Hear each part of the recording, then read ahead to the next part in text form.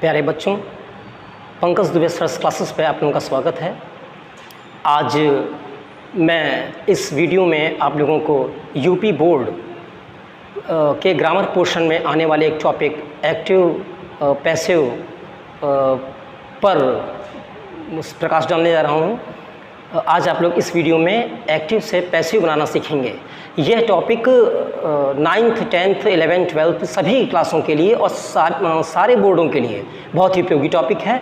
और कुछ बच्चों को एक्टिव पैसिव थोड़ा कठिन लगता है, लेकिन इस वीडियो को देखने के बाद मेरा दावा है कि आपको एक्टिव पैसिव बनाना बेहद आसान लगने लगेगा। हाँ, ये ज़रूर है कि एक्टिव पैसिव सीखने के लिए आप लोगों को ट्रांसलेशन आना चाहिए, क्योंकि अगर आपको ट्रांसलेशन नहीं आएगा तो एक्टिव पैसिव बनाने में प्रॉब्लम आएगी। और ट्रांसलेशन मतलब टेंस के नियम आपको आने चाहिए, क्योंकि अगर आपको टेंस के नियम नहीं आएंगे तो आपको एक्टिव पैसिव, डायरेक्ट इनडायरेक्ट और correct form of the verbs सब में कुछ प्रॉब्लम आनी है, ये श्योर है। तो मुझे उम्मीद है कि आप लोगों को टेंस आता होगा, और मैं यही सोच के ये बना रहा हूँ वीडियो कि आप लोगों को टेंस आता होगा, आप लोग इसको सीख जाएंगे। जिन बच्चों को अगर बाई चांस टेंस नहीं आता है तो वो भी परेशान न हो, अगला वीडियो मैं टेंस पे ही बना दूंगा, जिससे कि और क्लियरिटी हो जाएगी। तो आइए आज हम लोग अपने आज के टॉपिक पे ध्यान देते हैं। आज हम लोग पैसिव बनाना सीखने जा रहे हैं।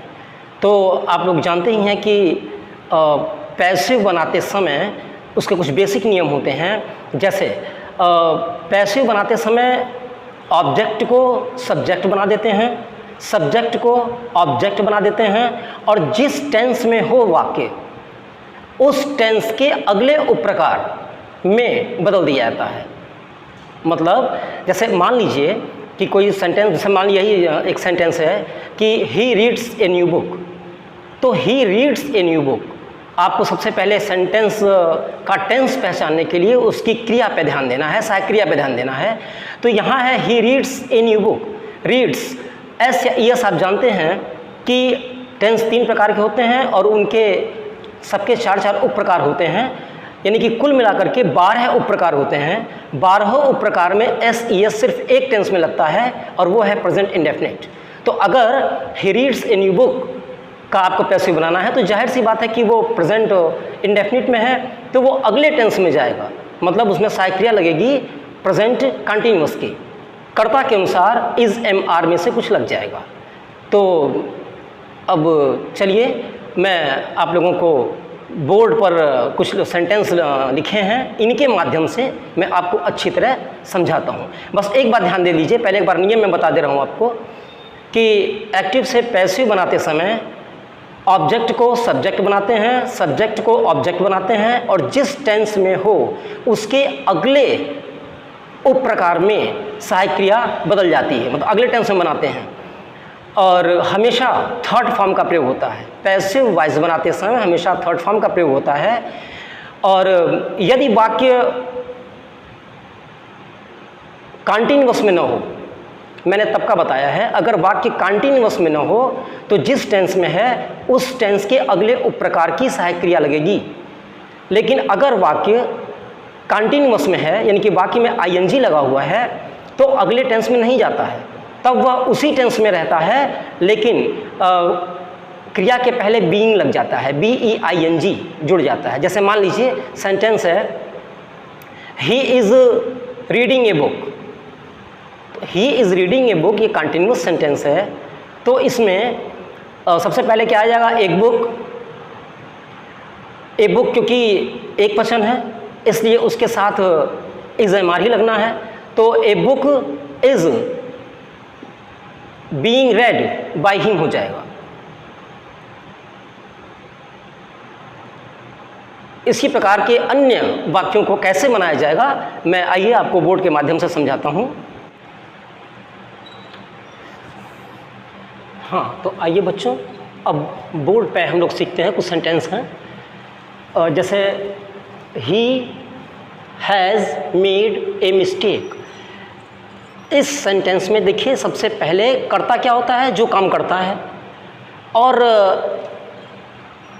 जिस शब्द पे कर्ता द्वारा किए गए काम का प्रभाव पड़ता है वो ऑब्जेक्ट होता है।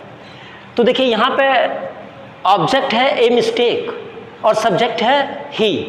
तो सबसे पहले हम क्या करते हैं कि ऑब्जेक्ट का सब्जेक्ट बना देते हैं। तो सबसे पहले ए मिस्टेक आ गया, सबसे पहले यहाँ क्या आया, ए मिस्टेक। इसके बाद इस सेंटेंस में लिखा था हैज़ मेड, तो ये सेंटेंस प्रेजेंट परफेक्ट में है, तो जाहिर बात है कि इसके अगले टेंस में, मतलब प्रेजेंट परफेक्ट है तो प्रेजेंट परफेक्ट कंटिन्यूअस में जाएगा ये। तो हो गया a mistake has been, third form लगती है तो यहाँ मेड लगा है, has been made by him, by लगा करके और हम बाई एजेंट का प्रयोग करते हैं, और बाई एजेंट का प्रयोग करने के बाद में ही का हो जाता है हिम, ही का हो जाएगा हिम यहाँ पे। तो क्या हो गया, a mistake has been made by him. अब देखिए दूसरा सेंटेंस देखिए, they have won the match. अब सबसे पहले आपको ये जानना है कि ये टेंस कौन सा है। तो यहाँ लिखा हुआ है हैव वन, जाहिर बात है जब हैव लगा है तो ये प्रेजेंट है, और हैव वन है तो प्रेजेंट परफेक्ट है ये। तो जब प्रेजेंट परफेक्ट है तो ये किस में जाएगा, ये जाएगा प्रेजेंट परफेक्ट कंटिन्यूअस में, मतलब इसमें भी बीन का प्रयोग होना है, हैज़ बीन हैव बीन लगेगा। तो अब यहाँ पर ऑब्जेक्ट क्या है, द मैच, द मैच ये हमारा ऑब्जेक्ट है।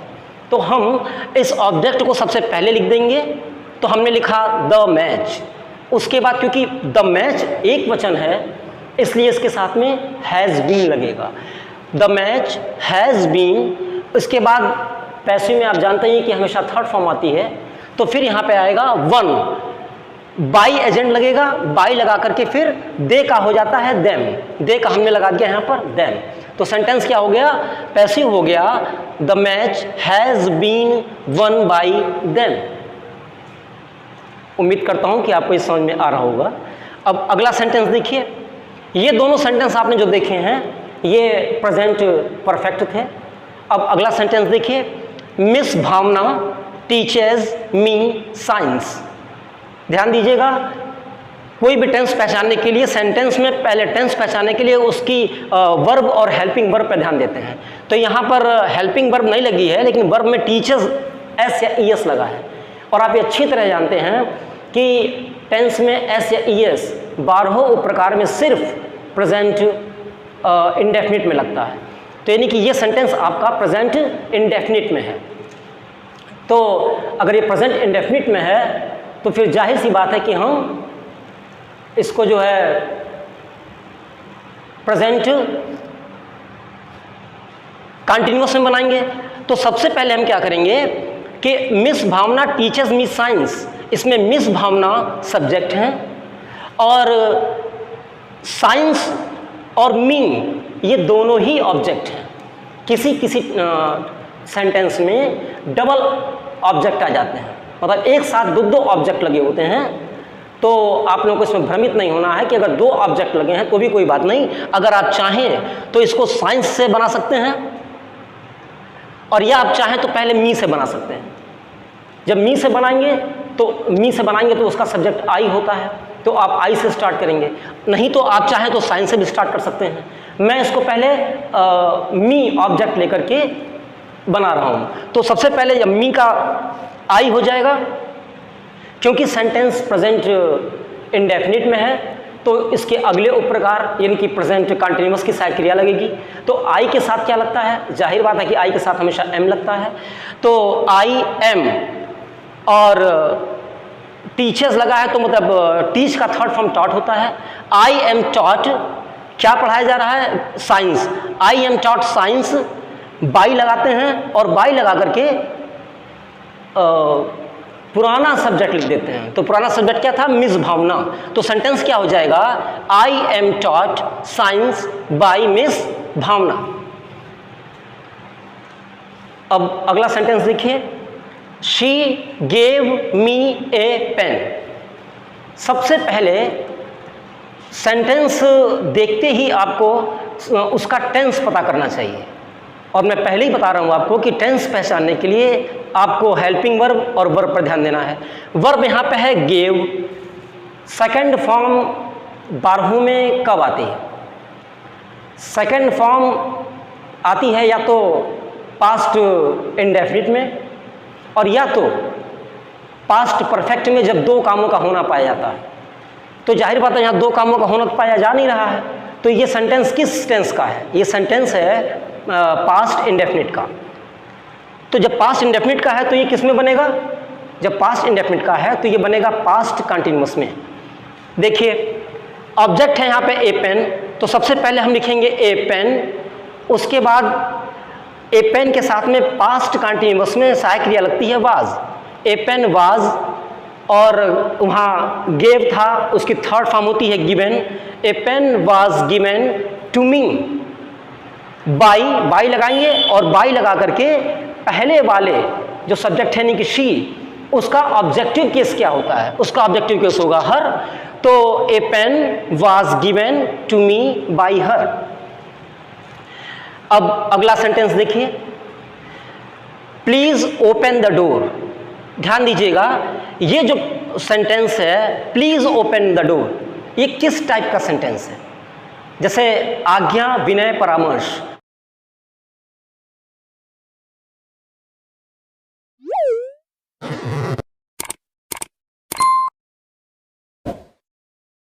प्लीज मतलब ये रिक्वेस्ट की जा रही है, तो प्लीज में क्या भाव छिपा होता है?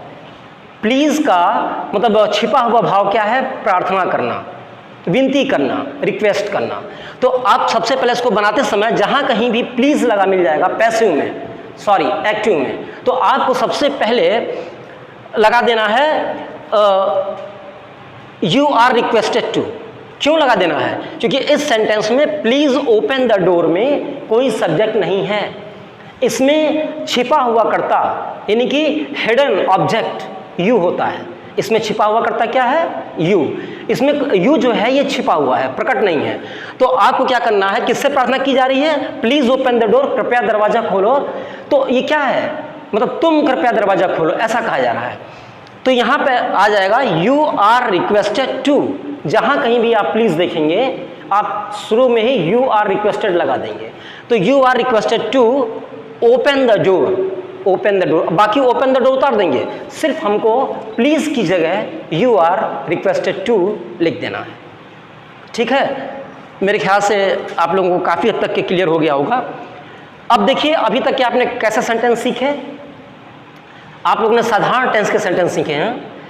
अब एक इंट्रोगेटिव सेंटेंस भी सीख लीजिए, क्योंकि कई सेंटेंस ऐसे भी होते हैं जो इंट्रोगेटिव में होते हैं, उसको भी बनाना आना चाहिए आप लोगों को। तो देखिए, ये सेंटेंस जो है ये इंट्रोगेटिव का है। Have you posted my letter, have you posted my letter.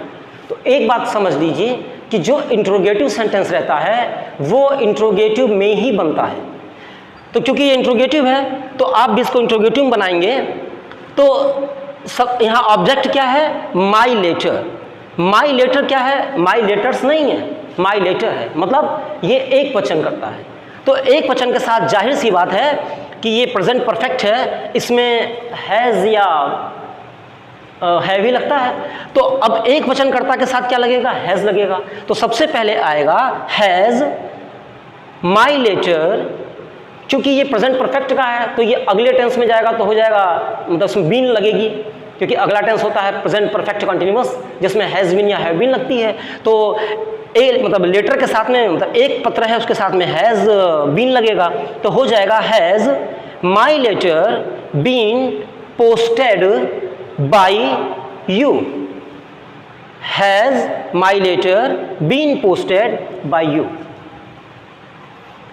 आशा करता हूँ कि इन सेंटेंसेस के माध्यम से आप लोगों को एक्टिव पैसिव बनाना कुछ बेहतर समझ में आया होगा। वैसे तो एजेंट कई होते हैं, एजेंट टू भी होते हैं, इन भी होता है, विद भी होता है, जैसे कई एजेंट लगा के बनाया जाता है। ये अभी पैसिव का पहला मेरा वीडियो है, इसमें बेसिक जानकारी आपको मिल गई। अब एडवांस जानकारी के लिए, एडवांस टाइप के सेंटेंस बनाने के लिए मैं अगले वीडियो में आपको सिखाऊंगा। मैं उम्मीद करता हूं कि आज का सिखाएगा आप लोगों को अच्छी तरह समझ में आ जाएगा। और पंकज दुबे सर्स क्लासेस पर कक्षा 8 से लेकर के कक्षा 12 तक के हिंदी, अंग्रेजी, गणित के वीडियोस आपको मिलेंगे। तो मेरी आप लोगों से ये रिक्वेस्ट है कि आप लोग कृपया मेरे चैनल को सब्सक्राइब करिए और अगर नए हो तो सब्सक्राइब करिए और मेरे वीडियो को लाइक करिए और शेयर करिए, जिससे कि आप लोगों को हर आने वाले वीडियो का नोटिफिकेशन सबसे पहले आप तक पहुँचे। और मुझे उम्मीद है कि मेरे इस चैनल पर आकर के आपको कई कक्षाओं के कई विषयों का आपको ज्ञान प्राप्त होगा। ये चैनल आप लोगों के लिए बहुत उपयोगी रहेगा। इसी के साथ जय हिंद, जय